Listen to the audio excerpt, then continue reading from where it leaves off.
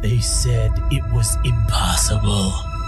They said, you can't put together the most elite team of comic book reviewers on the planet and do, a podcast or something like that.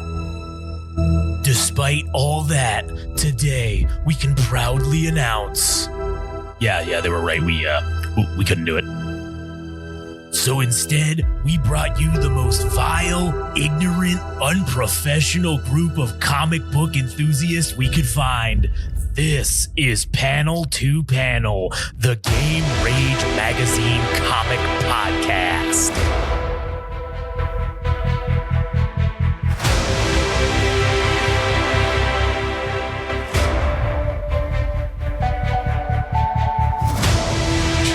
Of an asshole is the whole thinking you can distribute.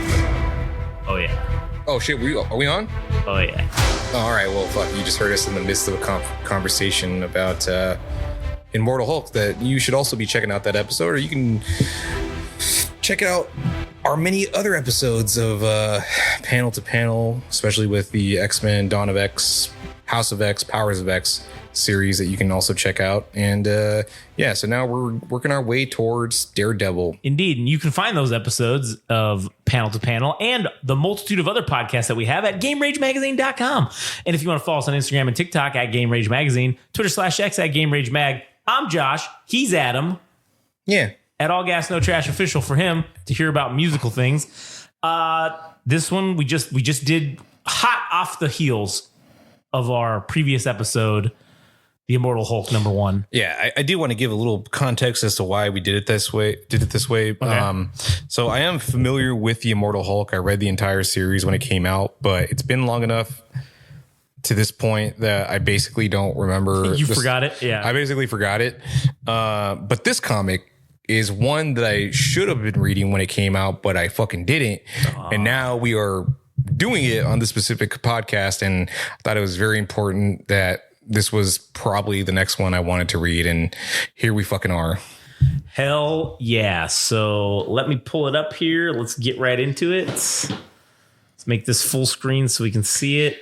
All right, here we go. Daredevil #1. Yeah, so we got this interesting I actually don't know who did the cover. I know they got the little mark at the bottom right, just under Daredevil to his right side, or at least the right side on the comic book cover. But we got this cool pose with Daredevil himself, and there's all these pigeons in the background, and you have his like radar vision, kind of reverberating in the background, and we also have Hell's Kitchen in the background. So very, very interesting cover. I love the vibrance of the red. You got the cool Daredevil font, and let's get cracking. Yeah, real quick, I just wanted to say this looks like a print on a Hawaiian shirt. Like, I don't know why, but it just when I saw this, I'm like, oh, that'd be cool on a Hawaiian shirt. Like, if you made this a print.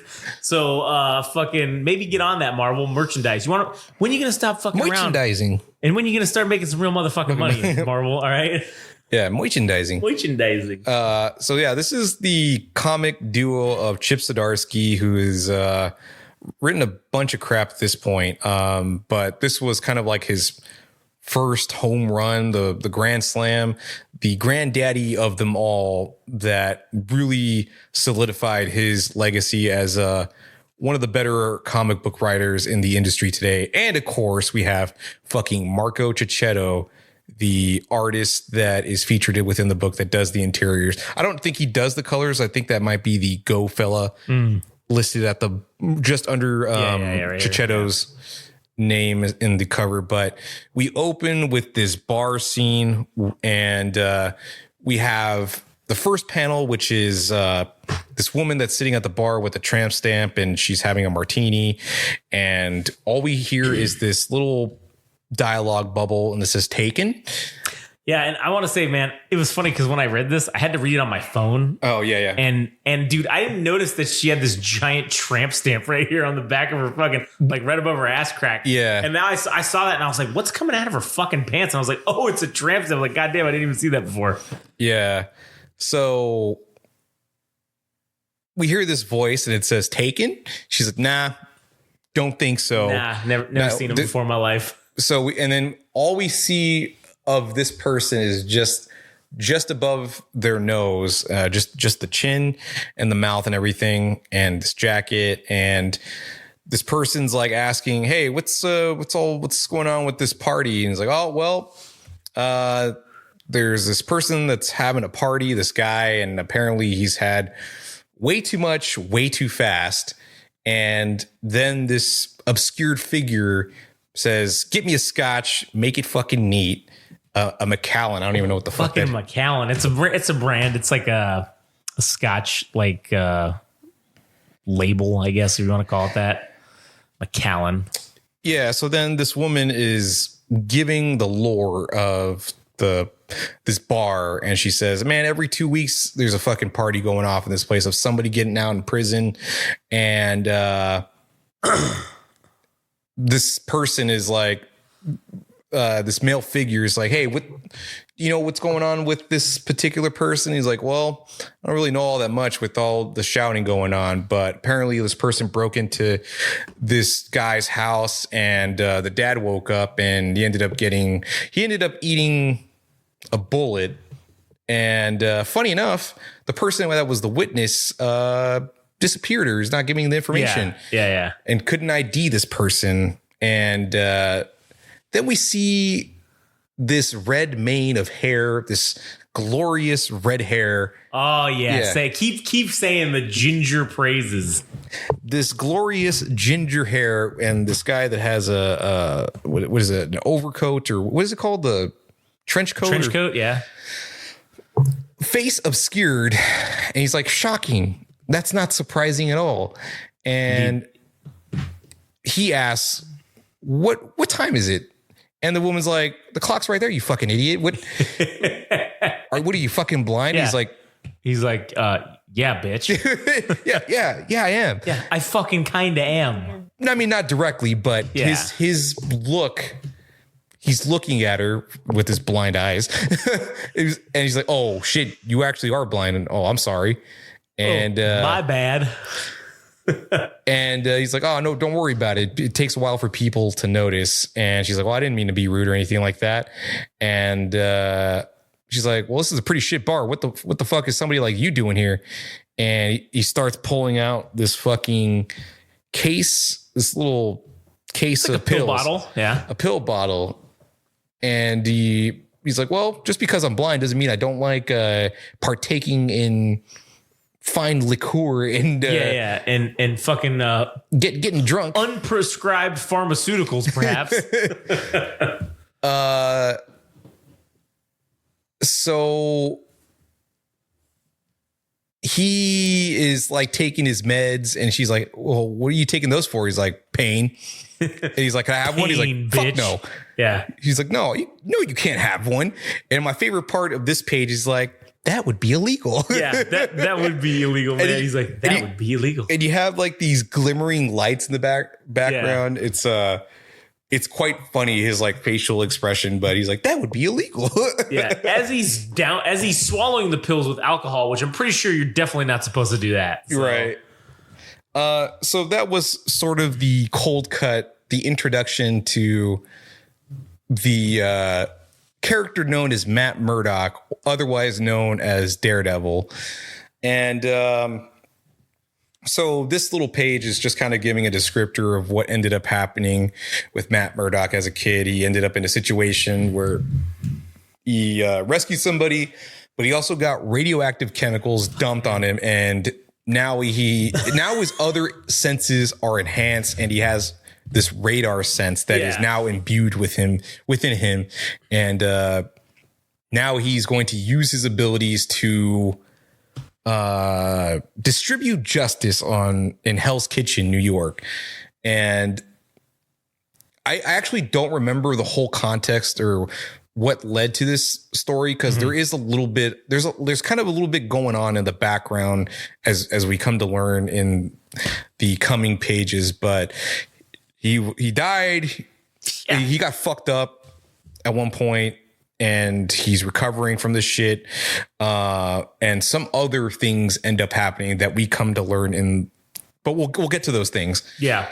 And what's kind of cool is it's Daredevil, and the way it's no fear, like KNOW. But also no fear is within. Right. And part 1, right? Yeah. And I thought that was fucking really cool the way that they set that up. Can you go up? Oh, that's the artist. Okay, I don't remember. Where? Anyway, so there's like a little bit more of the like background for the story itself. We get the origins of Daredevil itself and how he got his abilities enhanced.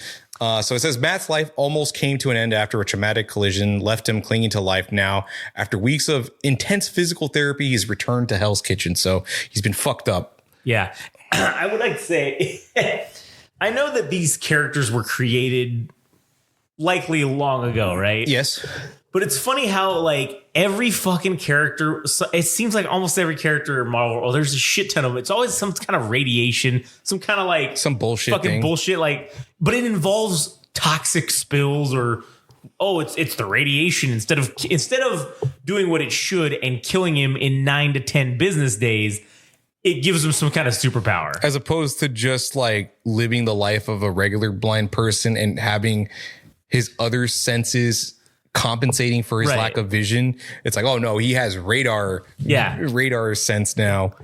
But yeah, the cover artist, his name is Alex Maleev. He's probably done numerous covers of like, he's done fucking everybody at this point. So that is the cover artist of the comic book itself. Oh, was that a variant cover? No, this is the main cover, Alex Maleev. Yeah, but there's other cover. These are the other variant cover artists. So the main guy was this guy right here. It says cover artist right here. This guy, Julian Tedesco. Oh shit. Okay. These are the variant cover artists. Okay, right. Yeah. So Julian Tedesco is the cover artist for the main cover. Yeah. Then we have Alex Maleev, Joe Quesada, who you should all know. Well, you should even know Alex Maleev, I guess. And then Scotty Young, who does like, I don't want to say like Snoopy versions, but he does like little like Calvin and Hobbes versions of characters. So that's probably like the a cover variant for this. And then there's Gabriel Del Otto, who's also awesome. But yeah, anyways, let's get cracking. Yeah. All right, here we go. All right, so this is revisiting Matt's origin story.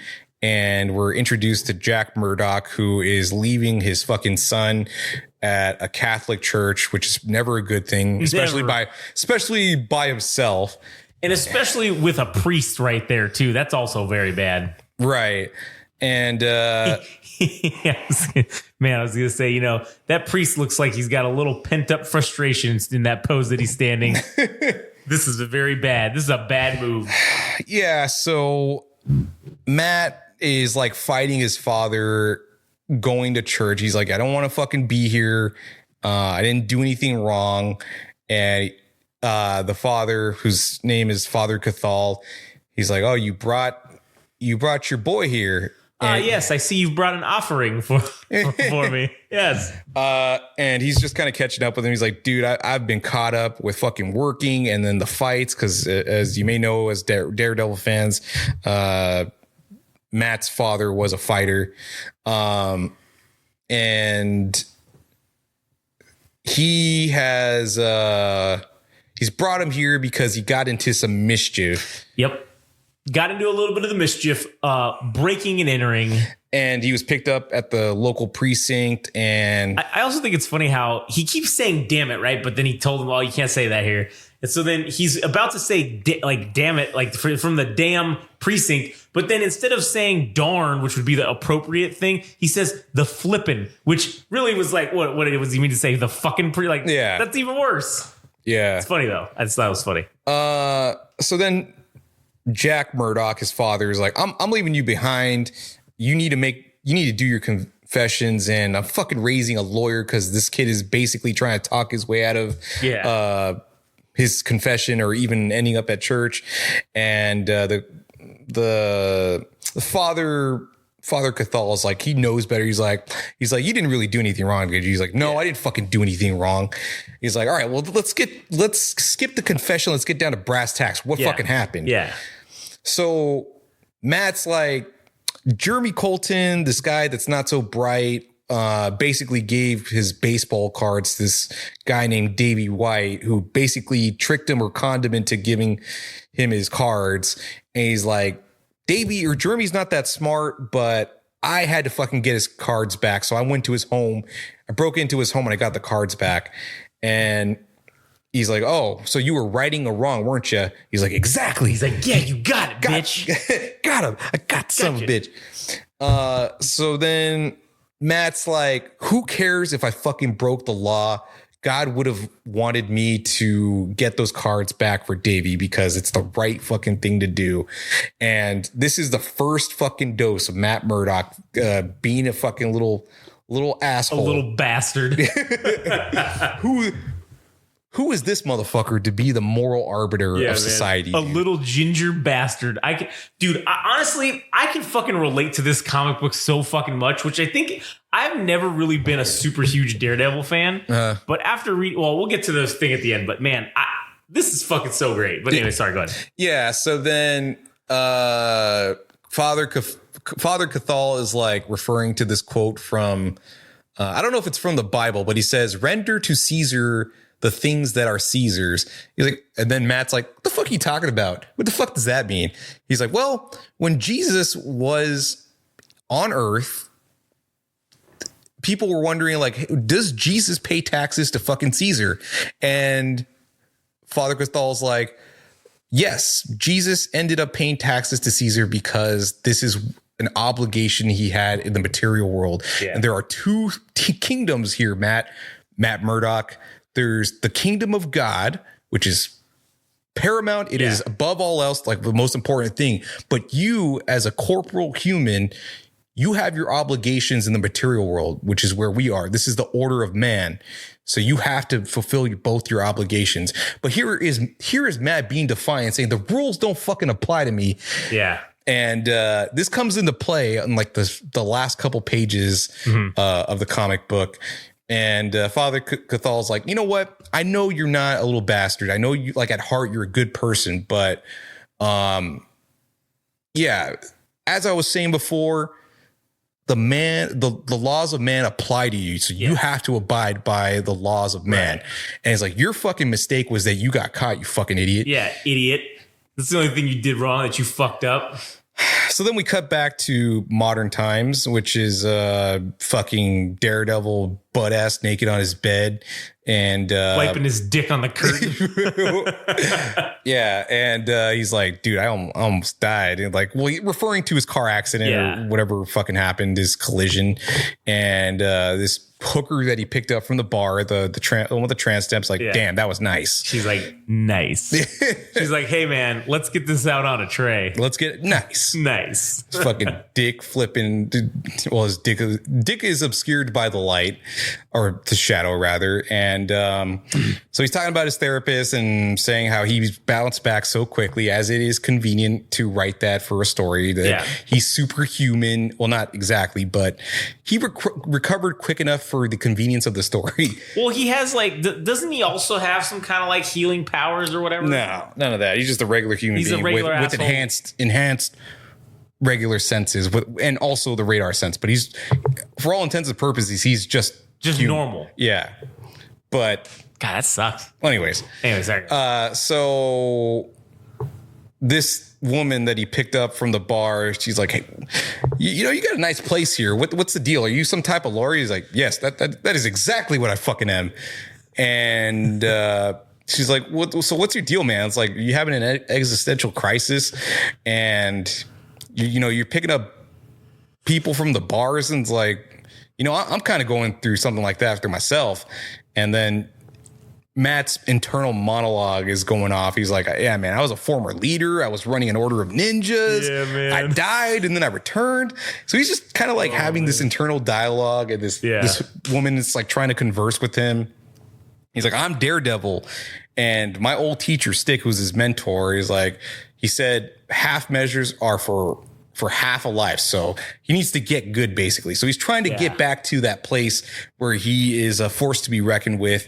And he's like, I've just been going through a lot. And Yeah, the pills I was taking at the bar is because I got hit by a truck and I had to do a bunch of surgeries to get back to a good place. And so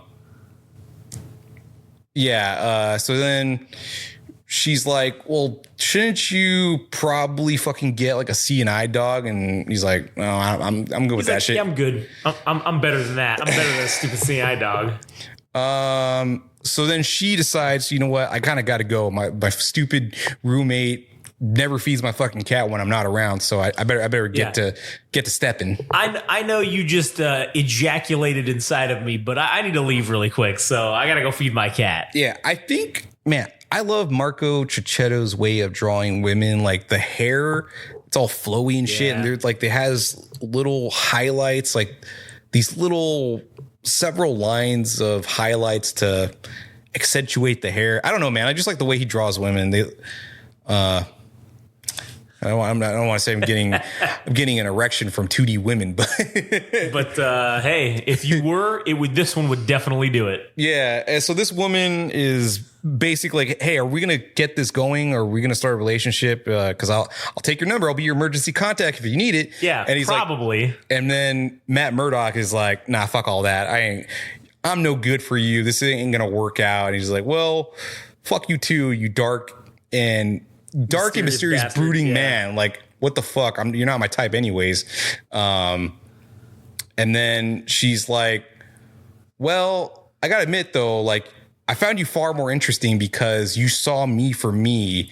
I know you're blind, but everybody sees me for just being attractive. Like, you actually got to me because we got to know each other on a human level. Right. But she says it in a fucking idiot way because she's like, oh, actually, I really actually found your blindness attractive as soon as I found that out. And he's like, bitch, don't make my disability your fetish. And then she's like, no, I didn't mean it like that. She's like, I like your muscles. And yeah. So then she just kind of says that whole spiel about how everybody finds her attractive, and Matt got to her because, well, he can't see her anyways. He's like, well, but anyways, you are beautiful nonetheless. And she's like, indeed, I fucking am. Yeah, basically.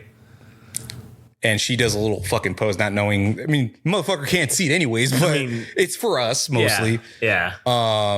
So we cut over to this incident with a victim who was on a gurney, and we had these two cops, and they're like, oh, there was a perpetrator. He was moving in the background in the darkness. We don't know who the fuck it was, but the most we got from the victim is that they think it's possibly Daredevil.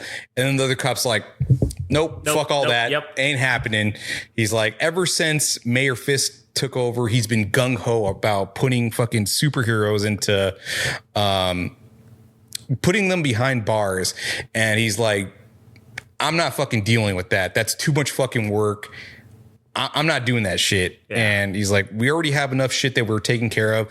He's like, do you want to do the paperwork? Do you want to do the workload to say that Daredevil's a possible suspect? Yeah. And this male cop, whose name I think is like Edward Taylor or Taylor Edward or something like that. And then there's Tina Deacon, who is the woman. Taylor Edward is saying, he's like, nobody fucking catches these guys. And especially for this victim being this guy named Pistol Pat Albano. This guy's name off a fucking gun. He's obviously a mobster. Who's going to have sympathy for him, and who fucking cares? Yeah. And so then we have the introduction of this character at the very last panel, who steps out of his car and is a big motherfucker. His name's Cole North, and he is from Chicago, and he's now migrated to Hell's Kitchen, and he's trying to do reconnaissance, finding out what the fuck happened. And so that he meets these two cops, and he goes over to the victim. He's like, oh, who was it? Who did this to you? And the motherfucker's like, oh, it was fucking Daredevil. That son of a bitch. So the cop, this Cole North gentleman, is like, what's your name, officer? And he's referring to the female officer. She's like, Tina Deacon.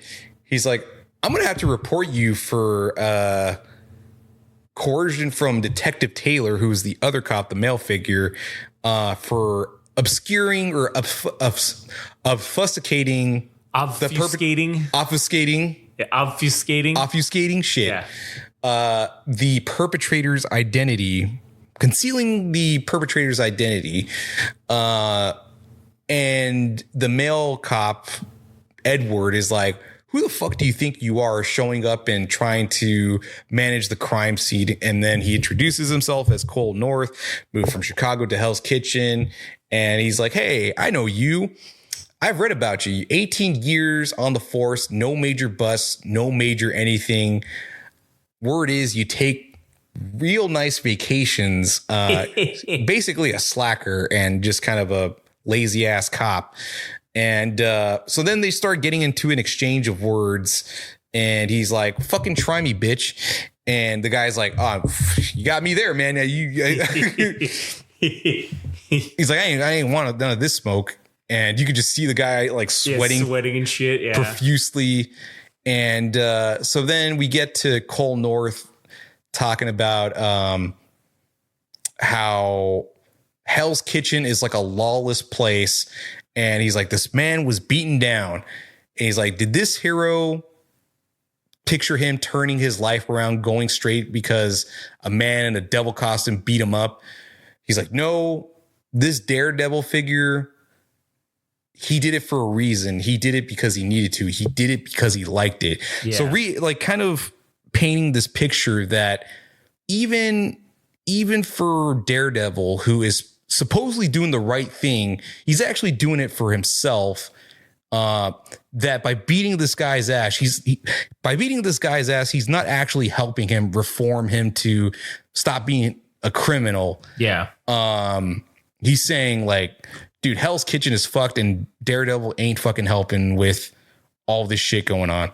We got to do shit by the book. By the book, you son of a bitch.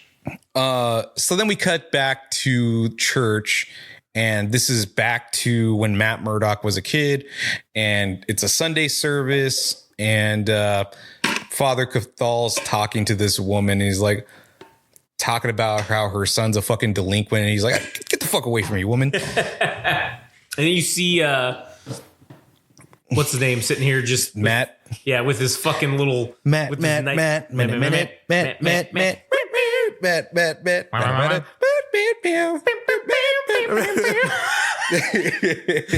don't know why that turned into that, but that was fucking awesome. Because his name's Matt. Yeah.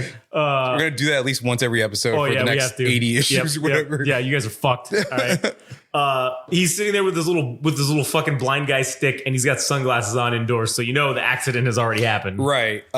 So the pivotal moment within Matt Murdock's life, they actually saved you the trouble of reintroducing that story again, and we just get down to business, and after the fact that he is now blind. Yeah. And I found this page particularly interesting because the father's like, oh, you're here. And he's like, oh yeah, dad's working and there's a ton of bills, especially after my fucking accident. And well, anyways, I'm here. Yeah. And yeah, scroll down if you can. Shit. So he's like, I guess you're not here to have a confession. He's like, why the fuck would I be confessing? I ain't got shit to do anyways. I'm fucking blind. Yeah. What am I gonna do? What am I gonna do? He's like, I can't do anything. Therefore, I can't sin. But oh, how wrong he is, because if we know anything about, I don't even think it's from the Bible itself, but when you think about the quote, the devil's hands are idle hands are the devil's workshop, or the devil's playthings. Yeah. The devil's playthings. So it's like, that's funny. Or the devil's workshop. That's yeah. So this will definitely come into play. I know it's not in the comic book itself, but that's what comes to mind, is that Matt Murdock doesn't know what the fuck to do with himself as a blind person, and him being the Daredevil. Well, look what kind of mischief he got into with being a superhero. So then Father Cathal is going to drop some knowledge on him. He's like, that is not entirely correct. You did commit sin. He's like, your sin is fucking hating God. He's like, you hate God because you got your life changed with this blindness. He's like, you don't understand though. God is taking away from you, but he's going to give to you in a plentiful manner. You just don't see it. Don't see it yet. Yeah. And he's like, you'll understand. And the very last panel of the comic book is just this bird's eye view of the father and Matt sitting together, which I would never fucking do. Look at how he's got his arm around him. And he says, God loves you. And it's very funny about like this idea of the father, because you have God, this omnipresent, omnipotent being, right? Like conceptually, we're kind of presented this within the comic book. Then you have the father who's the priest, but then you also have Jack Murdoch, his father. So you have three parental figures looking over him. And this motherfucker still ain't right in the head. Nope. Still out there causing fucking trouble. So Matt Murdock I think this is brilliant, like visual storytelling, because we're given this dialogue box, and I'll just read it verbatim. It says, can't sleep. Lying in that hospital bed waiting for my body to knit itself back together. It was like I was being caged. And we see his apartment room, and you see the panels from the windows like creating a shadow over his body as if he's actually fucking caged. Brilliant. And it says screaming without a voice. So he feels like he's in prison. But we get down to the next monologue boxes, and it says, and now I'm out of the cage. I've only been back as Daredevil for a week or so, but God, I fucking needed it. And he's just talking about how ever since he's came back, it's been sloppy, hasn't really got back into the rhythm. And we're just kind of shown around his apartment, and it's very cool, like how his radar vision is displayed, because it's done in this red tint, and you just see whenever he touches something, like there's like echolocation. It's like a ripple or whatever. Yeah, it's his radar sense kind of tuning into the environment around him. And then we cut over to this giant splash page of like Daredevil swinging into Hell's Kitchen, which is pretty badass. Yeah. Oh, yeah. And then I guess kind of the bulk of this page is like, oh man, the Hell's Kitchen, the Hell's Kitchen of New York, it has this itch, and the fucking itch is crime. He's like, but I also have an itch, and I need to distribute some fucking justice. Yeah. And then he's also talking about how like Foggy, his best buddy, wouldn't approve of pretty much all his actions, like him going out to be Daredevil, him fucking that bitch at the bar, and so on. But on one of the larger panels, which is him like balancing off the rooftop or whatever, or a water tower, you can see Wilson Fisk is mayor of fucking New York, which is not a good thing, because you know he's a supervillain and he's a mobster and shit. But now he's fucking in charge. And now he's in charge. So that is running the show.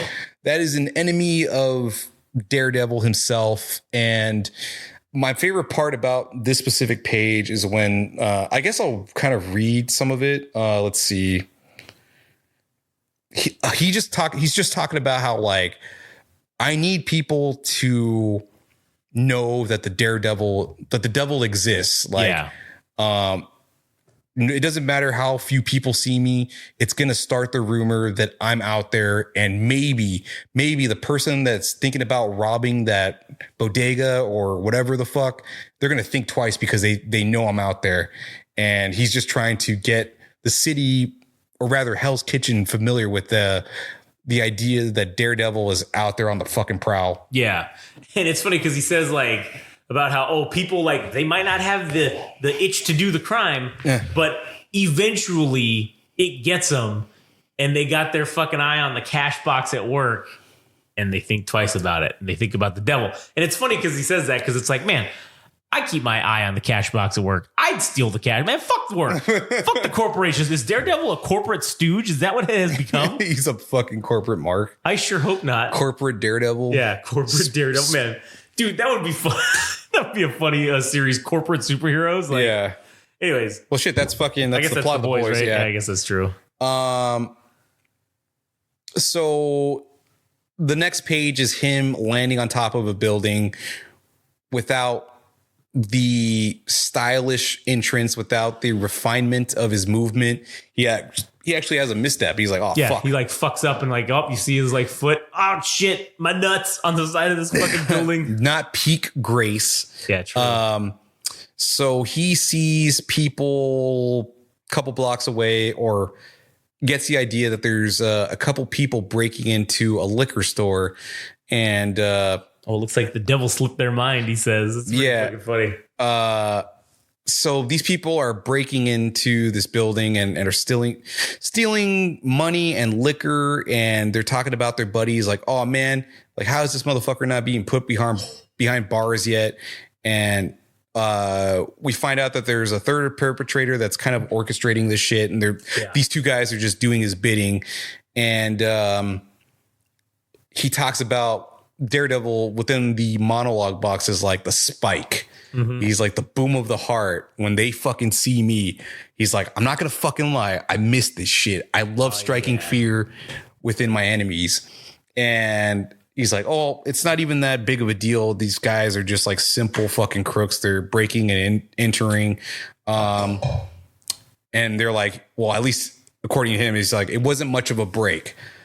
Probably an inside job. And it kind of is, because the third perpetrator is the one that used to work at the fucking building.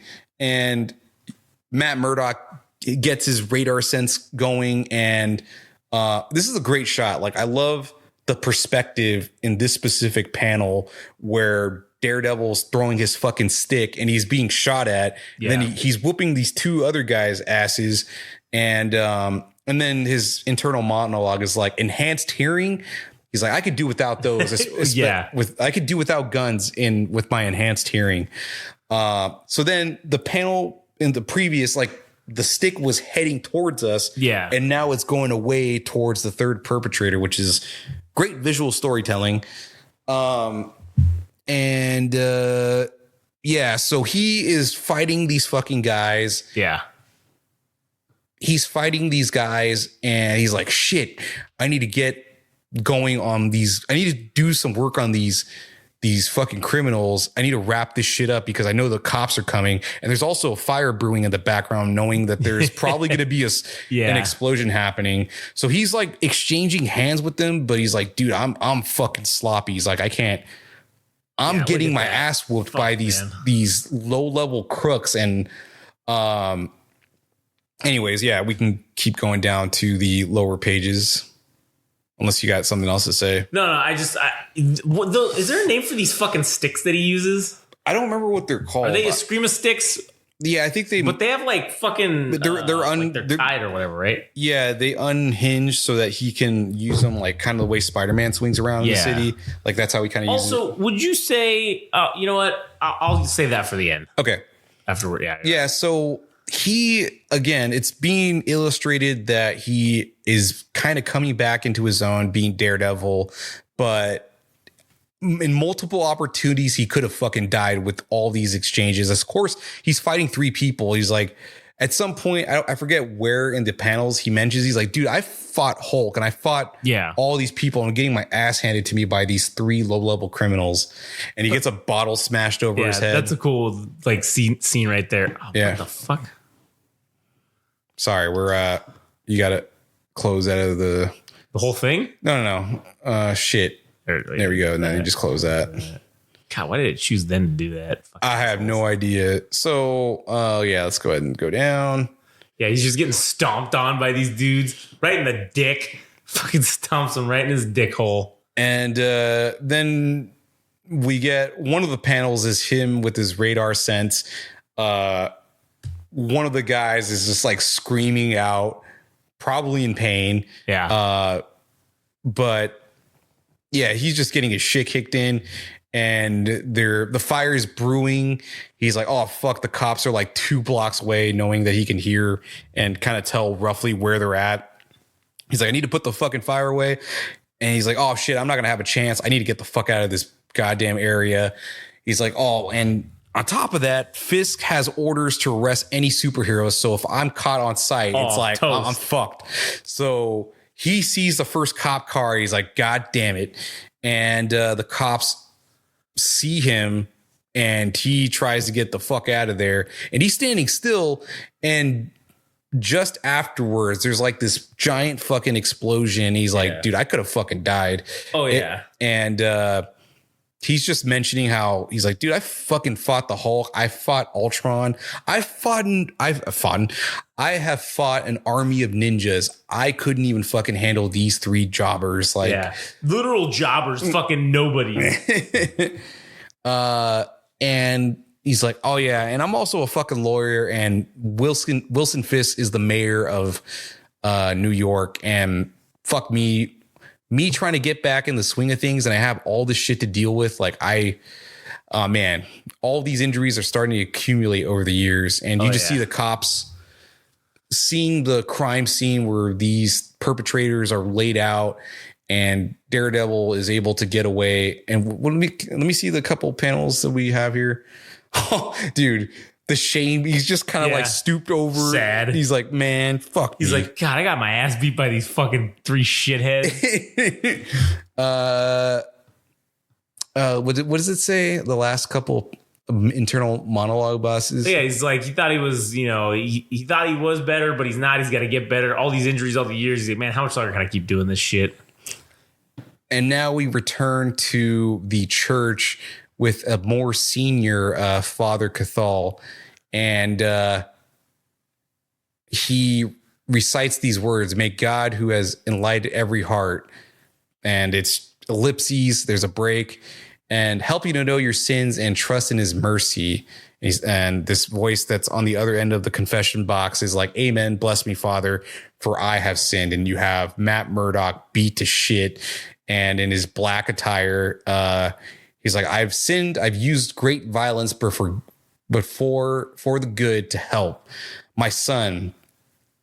Referring to, we're looking at Father Cathal, my son. This sounds serious, is it? And then we get Matt Murdock going on this whole fucking rant. He says, didn't Jesus drive out the money changers within the temple with a whip? Isn't violence justified sometimes? Can't I be the hands of fucking God?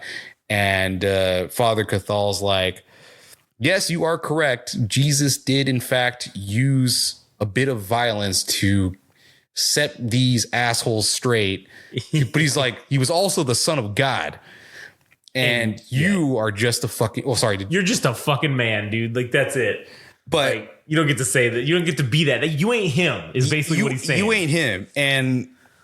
I don't know. To me, talking about like the subject of the devil's hands, the hands are the devil's workshop. This is Matt Murdock. All he could be is a fucking lawyer. He could do his job. But of course, he's got to dabble in some fucking vigilante behavior. Some vigilante justice. And of course, he gets himself into some stupid shit.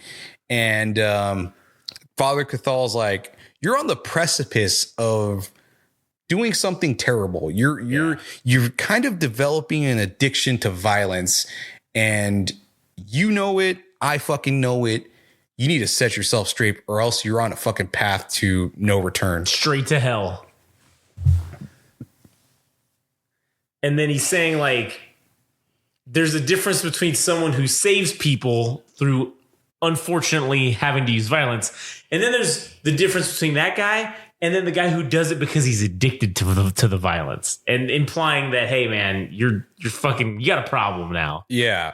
And Matt takes that personally, like the Michael Jordan. And then I took that personally. Yeah. And Father Cathal's like, the fuck the motherfucker go. Yeah. Left behind his mask, stupid idiot.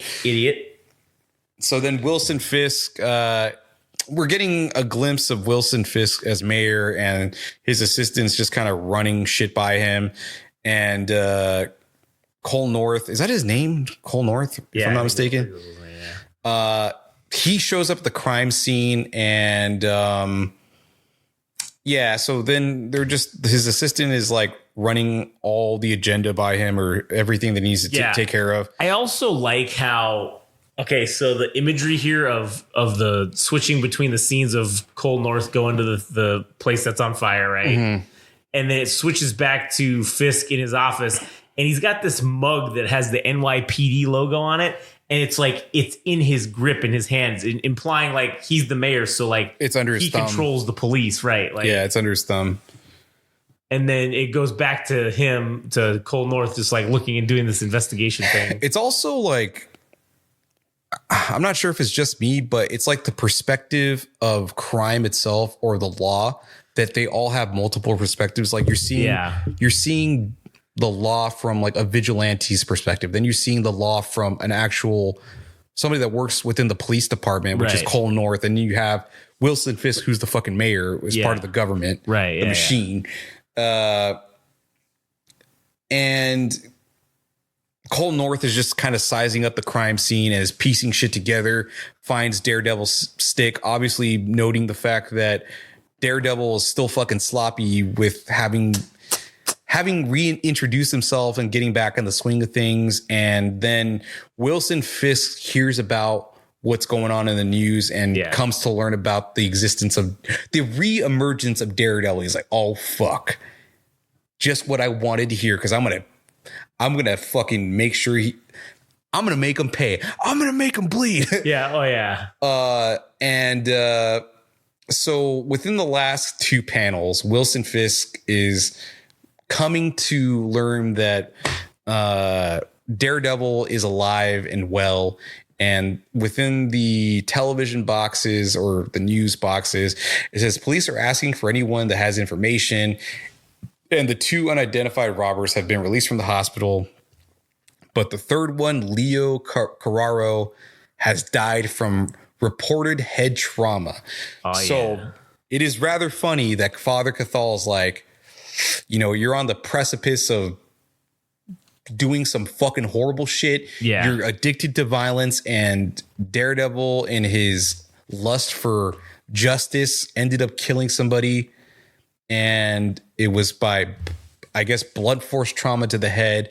Yeah, and he's laid out on his fucking bed, and we are revisited with the idea of his home being a cage or whatever, or him possibly ending up behind bars, a foreshadowing perhaps. It is probably. What a great way to fucking end the story. Oh, so good, man. This big ass fucking sequence right there. That's so good. This was a great fucking issue, man. This really fucking set the tone for the whole I think the tone, boys. With the whole rest of the series, hopefully, or whatever. This is gonna be a good one. I'm liking the violence. I'm liking the artwork is fucking amazing. The storytelling devices that they're using are fucking awesome. I was gonna ask you earlier, is this a fair statement to say that Daredevil is kind of like the Marvel, a bootleg version of like what Batman would be, kind of almost? Because granted, yes, he does have one superpower, kind of, with the fucking he's basically equivalent of but he's basically Batman. Like, is that a fair comparison? Yes, but that's also a leading question. So yeah, it is. I could have just easily said yes or no, but I want to know if it was a fair comparison. Yeah, or I think the better question would have been, what do you think about the comparison between I'm not Batman? Fucking interviewing you. I'm fucking yes, but you're asking a leading question. Yeah, I just want to know yes or no. You're putting only two outcomes, and that's only I only wanted one of two outcomes for this. All right, well, yes, Daredevil is basically equivalent of Batman in the Marvel universe, because yes, like he fucking lives in a derelict spot, and and yes, ninja trained by ninjas. Yeah, I mean, it's like basically the same shit, with the exception that he has radar vision and he's blind. And Batman has more money. And he's rich as fuck, and Matt Murdock is something of that. But he's also like I don't want to say he's a B-level hero, but he kind of is, because he's street level. So he doesn't have that much more of an impact than, say, Thor. Thor is like an A tier or S tier superhero that's like featured in a bunch of like, summer events and all the crossover books. This motherfucker is just relegated to his own book. And that actually works out to his benefit, because most of the runs that people have is because they don't know what to do with the character of, Daredevil, because he's a street level hero. So it's like there's not really a high expectation, but that also gives the creative freedom to the writers to basically write whatever the fuck they want. And they ended up having a home run with this book. So that's why it's as good as it is, because they didn't have editors saying, oh, you should do this or that, or we need to promote this movie, so you need to write the book in this way. So that Daredevil doesn't have any of that shit. So it's like the book gets to be written as the writer wishes it to be. Yeah, with no outside interference. And then they can just be like, oh, hey, yeah, we don't give a fuck about this. Do whatever you want with it. And they're like, oh, shit, you kind of got something here. You're like, actually cooking here. Yeah, you're cooking. Now we're going to fuck it up by telling you what we want. Yeah, so that's kind of how it works out. But yeah, to answer your question, yes, Daredevil is basically Batman in the Marvel Universe. Yeah, cool. All right. Yeah, so then we get this little side story about this girl that was kidnapped, and Daredevil goes out and you kind of get a little better glimpse of his hearing abilities, or at least how it's shown in the comic book, like in the panels. You can see all these words muttered out. Yeah. And he ends up in a basement where this girl is being detained or held hostage. And yeah, you just see Daredevil's abilities on full display. Since he can't see what's going on, he's using his like heightened senses to find out where this dude's at, and he whoops his ass and he rescues the girl, and that's all we're left to figure out. But I don't really know what to add to this thing, but it's just cool to kind of see how his powers are displayed, or his abilities are displayed. Yeah, it is pretty cool. It was cool to see that. I think that was definitely needed for sure. I hope that little story doesn't play into like, it's a little side story that ends up playing a bigger role. I hope it's just kind of like a secondary story that doesn't. Well, it's just kind of like, oh, hey, we're going to explain this real quick so you can see how his powers kind of, I guess, work in the context of stuff, so that they don't have to do it in a panel or two, that, you know, because they're not wasting panels in this thing. So they just did a little side. Can you scroll up real quick? I just want to see one thing real quick. I just want to see if they mention a name about the girl or who she is, because I remember reading it, but I just kind of forgot. What is the girl's name? No, nobody important. Nobody's saying, yeah. No. It's the daughter of tech guru KD. I hope that doesn't come into play later. Oh, I'm sure it's gonna. Because I kind of don't want to incorporate these things. Yeah, because I have a feeling. Story. Yeah, I have a feeling it might. So, well, but anyways, it's just kind of displaying Daredevil's. But as I was saying before, it's just Daredevil's displaying his abilities and how he has picked up hearing. Yeah, I've already said enough. This turned into a lengthy episode. Oh, yeah, it did. But it's good enough, though. Good enough. But anyways, I enjoyed this comic, dude. This was completely new to me, and I fucking thoroughly enjoyed reading this shit, and can't wait to read more about Matt Murdock and all his debauchery. Oh yeah, indeed. And yeah, this may be one I'm gonna have to go fucking get all the fucking variant covers for this, for like why not? Just to collect them, just for number one. Just for the first one. I mean, I didn't mean like all the issues. I don't think they're gonna be cheap, dude. I'm gonna be honest. You're probably not, but you never know. I gotta look into it and see.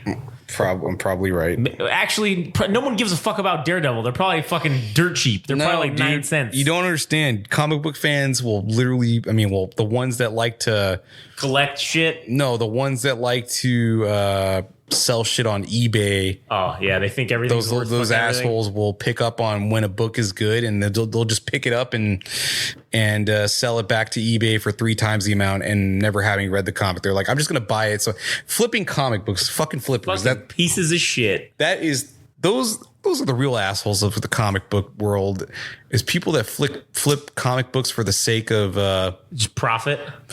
See, look, dude, fucking Marco Cicchetto, Ultimate Spider-Man #1. Number fucking one, dude. Regular cover, $80. What do you think? What do you think Daredevil #1 2019? Is it 2019? I think so. 2019. Comic book manga. Oh my God. Oh, it's not that bad. It's $12 for this one. Oh, Jesus, look at this. This is no, that's the omnibus. So that's not the same thing, right? Yeah. Daredevil #1 H. Oh, wait, that's not it either. 2019 second print variant.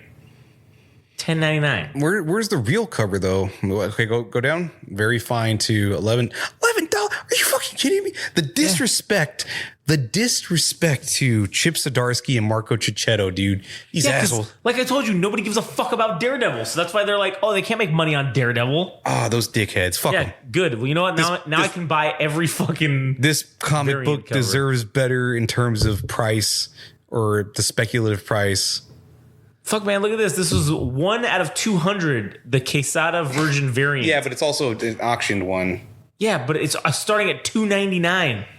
Damn it. Fuck, I can order this right now. When is it? Place in 9 days. No, that shit's whack. Who was it from? Oh, Joe Quesada. Yeah, never mind. Yeah, but still, it was only still 1 of 200. Like, yeah. This one's graded 105. Damn. But that's a variant. Oh, variant. Daredevil 1 variant. That's crazy. Oh, that's cool. But this one's graded, so that's not a.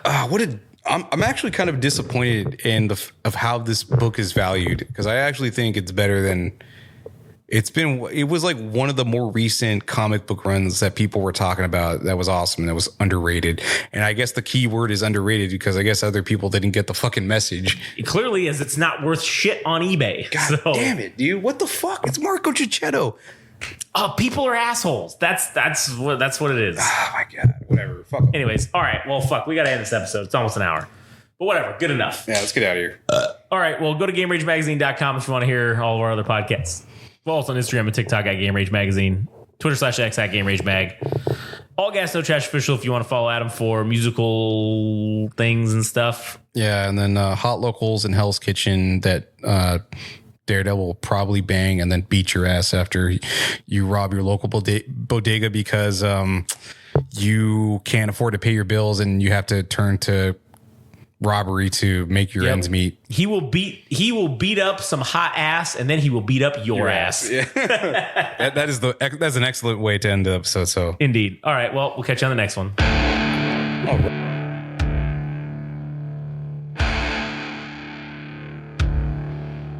That was Panel to Panel, the Game Rage Magazine comic book podcast. Thanks for listening. If you want to know more and follow along, go to Instagram and TikTok. Follow at Game Rage Magazine. If you want to follow on Twitter/X at Game Rage Mag. Tune in next time.